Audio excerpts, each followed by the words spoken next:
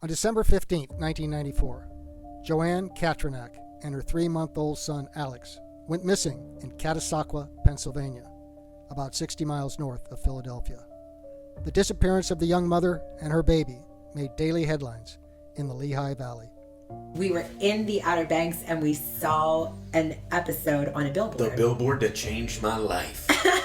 Seasons 1 and 2 of Counterclock are hands down my all-time favorite podcast. It's my favorite cases. It's my favorite true crime thing. And we're talking about this because this was like the first podcast that we discovered that we really fell in love with. And it was because of a billboard. And it was because of a billboard while we were somewhere else. We were in the Outer Banks at the time. Yeah. We saw this billboard. We fell in love with it. Fast forward 8 years later or something like that. We saw a billboard for a case. And it was for, what's her name? 60 miles north of here, in 1998, Patty Rohr was convicted of a shocking crime.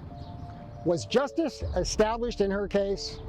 We don't think so. And it was from an organization called Judges for Justice. The Right. website is judgesforjustice.org. So we saw the billboard and Another billboard. we were like, okay, we have 4.5, 5 hours till we're getting home. Let's see what is out there. When I walked away from that hour episode of Criminal Discourse, you could not tell me that this Rohr lady wasn't guilty. Right, absolutely. And that was the point of it, is it was all in how they framed it. They just went with basically what the police had to say and took them at their face value.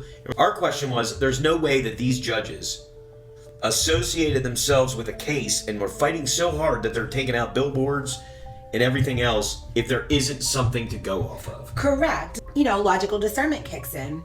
There's no way that an organization is going to waste that amount of time, effort, resources. Right.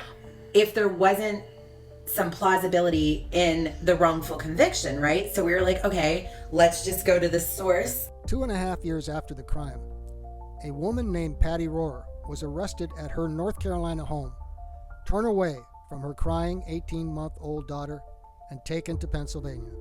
A raucous crowd was waiting.